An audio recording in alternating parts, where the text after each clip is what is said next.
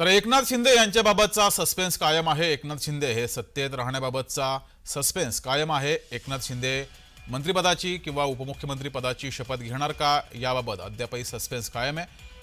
काही वेळापूर्वी महायुतीची पत्रकार परिषद पार पडली, यावेळेस सुद्धा त्यांच्याबाबत त्यांचा पाठिंबा असेल ते मंत्रिपदाबाबत शपथ घेतील किंवा मंत्रिमंडळामध्ये असावेत अशी आमची अपेक्षा आहे आणि त्याला सकारात्मक उत्तर दिलं जाईल असं देवेंद्र फडणवीस यांनी म्हटलं होतं। एकनाथ शिंदे यांच्याकडून याबाबत सकारात्मक उत्तर येईल असं सुद्धा फडणवीसांनी म्हटलं होतं। मात्र याबाबत सस्पेन्स हा अद्यापही कायम आहे।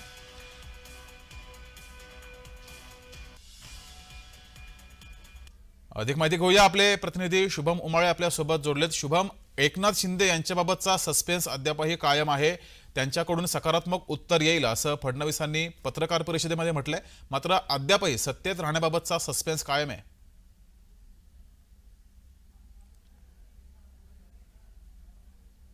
तर संपूर्ण विश्वाला, संपूर्ण देशाला आणि राज्याला जे आहे महायुतीने आता उत्तर दिलेलं आहे की सरकार स्थापन ते उद्या करणार आहेत। मात्र अजून एक असा प्रश्न प्रलंबित आहे की एकनाथ शिंदे यांचं पुढे काय, कारण की आता पत्रकार परिषद सत्ता स्थापनेचा दावा केल्यानंतर तिघांची एकत्रित झाली होती, सर्व महायुतीचे नेते देखील उपस्थित होते, पण मात्र एकनाथ शिंदे हे उपमुख्यमंत्री पद स्वीकारतील का, मंत्रिमंडळात असतील का याबद्दलची कोणताही शब्द अजित पवार किंवा देवेंद्र फडणवीस किंवा स्वतः एकनाथ शिंदे यांनी दिलेला नाहीये।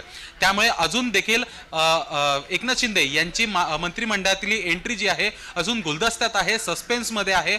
आता बैठक आहे शिवसेनेची काही वेळामध्ये, यामध्ये नेमका निर्णय घेण्यात येणार आहे। अवघे 24 तास राहिलेले आहेत शपथविधी सोहळ्यासाठी। एकनाथ शिंदे नेमकं उद्या काय करणार, शपथ घेणार की नाही घेणार, उपमुख्यमंत्री पदाची मंत्रिमंडळात असतील की नसतील, अशा पद्धतीचे अनेक प्रश्न जे आहेत ते आता समोर येताना दिसून येत आहेत।